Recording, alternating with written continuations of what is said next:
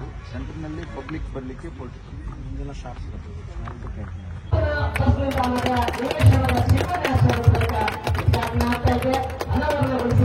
ನಮ್ಮ ಪಟ್ಟಣಕ್ಕೆ ಆಗಮಿಸ್ತಾ ಇದ್ದಾರೆ. ಈ ಪಟ್ಟಣಕ್ಕೆ ಆಗಮಿಸ್ತಕ್ಕಂಥ ಎಲ್ಲ ವಿದ್ಯಾರ್ಥಿಗಳಿಗೆ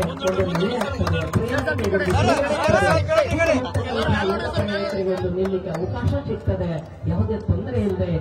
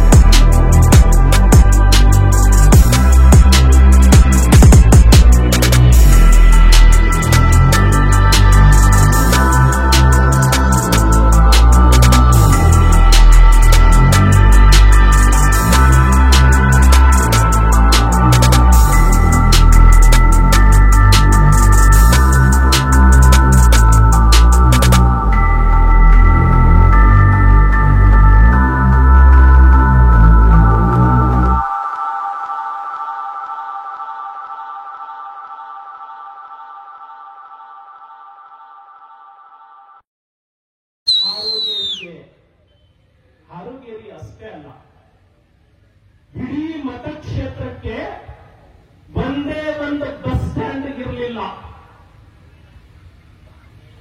ಇಡೀ ಕರ್ನಾಟಕ ರಾಜ್ಯದಲ್ಲಿ ಕಾಂಗ್ರೆಸ್ನವರು ಆಳ್ವಿಕೆ ಮಾಡಿ 65 ವರ್ಷ ಈ ಭಾಗದಲ್ಲಿ ಆಳ್ವಿಕೆಯನ್ನ ಮಾಡಿದ ಮೇಲೆ ನಾನು ಶಾಸಕ ಆದಾಗ ನನ್ನ ಕಣ್ಣು ಮುಂದೆ ಇದ್ದ ಚಿತ್ರ ಏನು ಅಂದ್ರೆ 65 ವರ್ಷ ಆಳ್ವಿಕೆ ಮಾಡಿದಂತಹ ಈ ಹಾರೋಗೇರಿಯಲ್ಲಿ ಕುಡಚಿ ಮತಕ್ಷೇತ್ರದಲ್ಲಿ ಒಂದೇ ಒಂದು ಬಸ್ ಸ್ಟ್ಯಾಂಡ್ ಇರಲಿಲ್ಲ. ನಾನು MLA ಆದ ಮೇಲೆ ಹಾರೋಗೇರಿಯಲ್ಲಿ ಬಸ್ ಸ್ಟ್ಯಾಂಡ್ ಕಟ್ಟಬೇಕು ಅಂದಾಗ ಹಾರೋಗೇರಿಯಲ್ಲಿ ಜಾಗ ಸಿಗೋದಿಲ್ಲ. ಹಾರೋಗೇರಿಯಲ್ಲಿ ಈಗೇನು ನಾವು 2 ಎಕರೆ ಭೂಮಿಯನ್ನ KSRTCಗೆ ಕೊಟ್ಟಿದ್ದೀವಿ ಸರ್, ಈ ಜಾಗ 1 ಎಕರೆಗೆ 5 ಕೋಟಿ ಬೆಲೆ ಬಾಳುತ್ತೆ ಸರ್. ಈ ಜಾಗ ಬಿಟ್ಟರೆ ನಮಗೆ ಬೇರೆ ಕಡೆ ಎಲ್ಲೂ ಕೂಡ ಬಸ್ ಸ್ಟ್ಯಾಂಡ್ ಕಟ್ಟಲಿಕ್ಕೆ ಅವಕಾಶವೇ ಇರಲಿಲ್ಲ. APMCಗೆ ಸೇರಿದಂತಹ ಜಾಗ ಇದಾಗಿತ್ತು. APMC ಜಾಗವನ್ನ ನಾವು KSRTCಗೆ ಇದನ್ನ ಹ್ಯಾಂಡ್ ಓವರ್ ಮಾಡಿಸಬೇಕು ಅಂದ್ರೆ ಕೋರ್ಟ್ ನಲ್ಲಿ ಒಂದು ಕೇಸ್ ಇತ್ತು. ಇವತ್ತು ಎಲ್ಲ ಹಿರಿಯರು ಬಂದಿದ್ದೀರಿ, ಇಲ್ಲಿ ಬಹಳಷ್ಟು ಜನ ಹಿರಿಯರು ಬಂದಿದ್ದೀರಿ. ಬದಲಾವಣೆಗಾಗಿ ನಾವು ಪ್ರಯತ್ನ ಮಾಡುವಾಗ ಜನ ನಮ್ಮ ಕೈ ಹಿಡಿತಾರೆ. ಬದಲಾವಣೆಗಾಗಿ ಯಾರಾದರೂ ಪ್ರಯತ್ನ ಪಟ್ಟರೆ ಅವರಿಗೆ ಜನಸಾಮಾನ್ಯರು ಬೆಂಬಲವನ್ನ ಕೊಡ್ತಾರೆ ಅನ್ನೋದಕ್ಕೆ ಈ APMC ಜಾಗ 14 ಜನ ಕೋರ್ಟ್ ನಲ್ಲಿ ಕೇಸ್ ಹಾಕೊಂಡಿದ್ರು.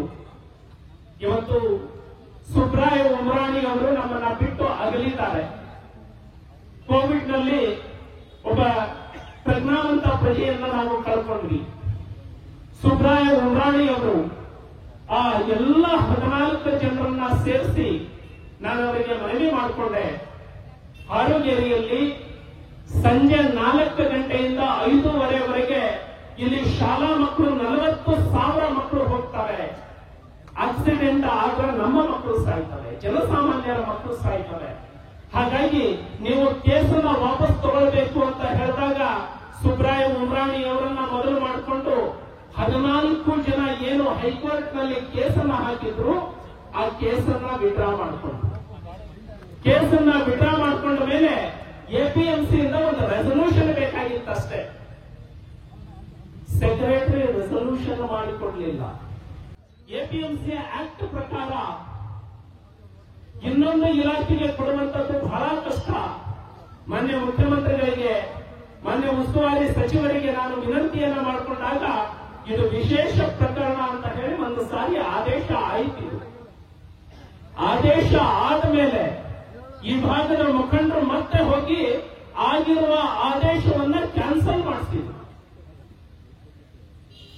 ಎಪಿಎಂಸಿ ಮಿನಿಸ್ಟರ್ ಸೋಮಶೇಖರ್ ಅವರು ಒಂದ್ಸರಿ ಮುಖ್ಯಮಂತ್ರಿಗಳ ಮನೆಯಲ್ಲೇ ಭೇಟಿಯಾದರು.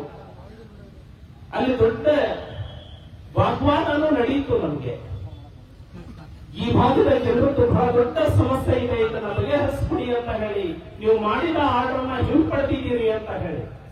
ಆನಂತರ ಅವರು ಮಾಡಿದ ಆರ್ಡರ್ನ ಕ್ಯಾನ್ಸಲ್ ಮಾಡಿದ ಮೇಲೆ ನಾನು ಈ ಭಾಗದ ಎಲ್ಲ ಪರಿಸ್ಥಿತಿಯನ್ನ ವಿವರಿಸಿ ಹೇಳಿದ ಮೇಲೆ ಮಾನ್ಯ ಸರ್ಕಾರ ಸಚಿವರು, ಮಾನ್ಯ ಮುಖ್ಯಮಂತ್ರಿಗಳು ಅವರಿಗೆ ಹೇಳಿದ್ರು, ಇದು ಜನಸಾಮಾನ್ಯರಿಗಾಗಿ ಮಾಡುವಂತದ್ದಿದೆ, ಹಾಗಾಗಿ ಇದನ್ನ ವಿಶೇಷ ಪ್ರಕರಣ ಅಂತ ಹೇಳಿ ಮಾಡು ಅಂತ ಹೇಳಿ. ಹಾಗಾಗಿ ಎಪಿಎಂಸಿಯಿಂದ ಒಂದು ಸಾರಿ ಕೆಎಸ್ಆರ್ಟಿಸಿಗೆ ಹೋಗಿತ್ತು, ಮತ್ತೆ ವಾಪಸ್ಸು ಎಪಿಎಂಸಿಗೆ ಬಂತು. ಆ ನಂತರ ಮತ್ತೆ ಒಂದು 6-8 ತಿಂಗಳು ನಾನು ಪ್ರಯತ್ನ ಮಾಡಿದ ಮೇಲೆ ಅದು ಕೆಎಸ್ಆರ್ಟಿಸಿಗೆ ಉಚಿತವಾಗಿ ಕೊಡುವಂತಹ ಆದೇಶ ಮಾಡಿದ್ದು. ಅದಕ್ಕಾಗಿ ಇವತ್ತು ಇಲ್ಲಿ 2 ಎಕರೆ ಜಾಗದಲ್ಲಿ ಬಸ್ ಸ್ಟ್ಯಾಂಡ್ ಆಗ್ತಾ ಇದೆ. ಈ ಭಾಗದಲ್ಲಿ